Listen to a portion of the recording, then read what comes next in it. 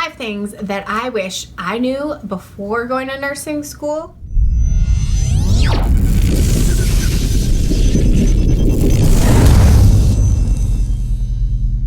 Hi, I'm Teanna. Welcome to my channel. If this is your first time here, subscribe below and don't forget to hit that bell icon. That way you stay in the loop about all the great content that I put out. Today I want to share with you 5 things I wish I would have known before I went to nursing school. If you're a nursing student or thinking about going to nursing school, then you need to watch this video. That way you can learn from my mistakes instead of learning the hard way. So number 1, make friends with everybody. When you're in nursing school, the only way that you can really succeed is by building a community around yourself. Don't ever discount someone or think that maybe because they're not getting the highest grades in the class that you don't need them. You need everybody. And I'll tell you why. First of all, study group. You need a little help from your tribe. There's so much content to know. There's so much information that you're gonna have just coming at you 1,000 miles an hour. It's really difficult to process all of it. Nursing school students are so diverse. You have traditional students, you have second career students, you have single parent students. There's really everything. It's such a wonderful mix of personalities. And the great thing about that is that all of those different personalities process the information that they're given differently. And so when you come together in a study group, you can share those differing points of view, and that increases comprehension for everybody. Another important thing, group text. You really should establish within your cohort or your class a group text messaging site. My cohort used GroupMe and it was fantastic for keeping everybody on the same page, keeping everybody accountable.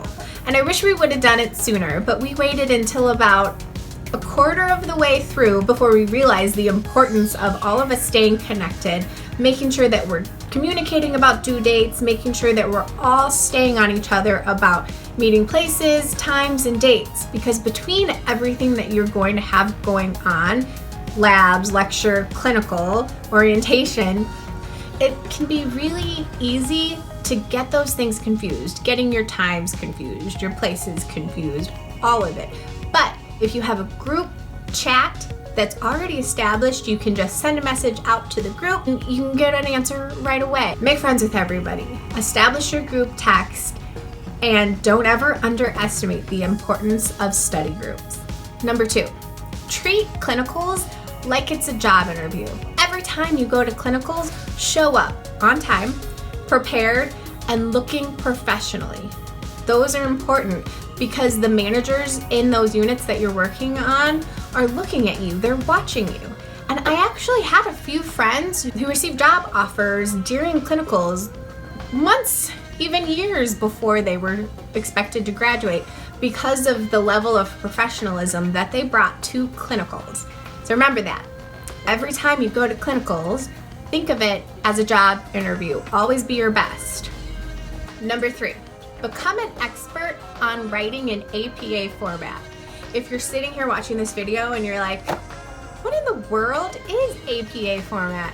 Then you've got to look it up right now because every paper that you write in nursing school from this point forward needs to be in APA format.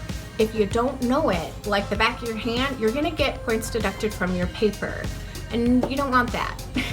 You already need every point you can get when you're in nursing school. So make sure you know, make sure you're an expert on APA format. It comes in handy, and you know, if you already know the format, then that's one less thing to worry about when you're trying to write a paper.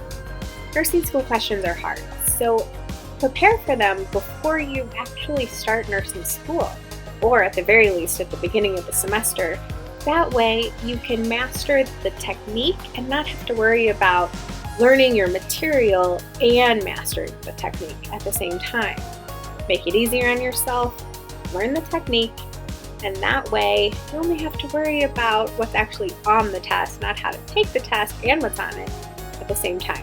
Does that make sense? I hope it does. I'll include links down below that will help you out with that.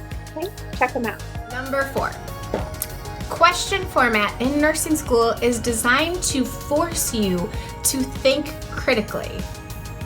Why is that? Well, because in nursing, you're always thinking critically. Every single thing that you do as a nurse, you have to think about it.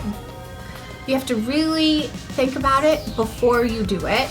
And these questions are designed to, one, prepare you for the NCLEX, because those are all critical thinking questions, but two, prepare you for your future job, which is, it seems like a pain now because nursing school questions are so tough, the way that they're worded, but it's gonna help you in the long run, I promise. It helps to read strategies for answering those questions.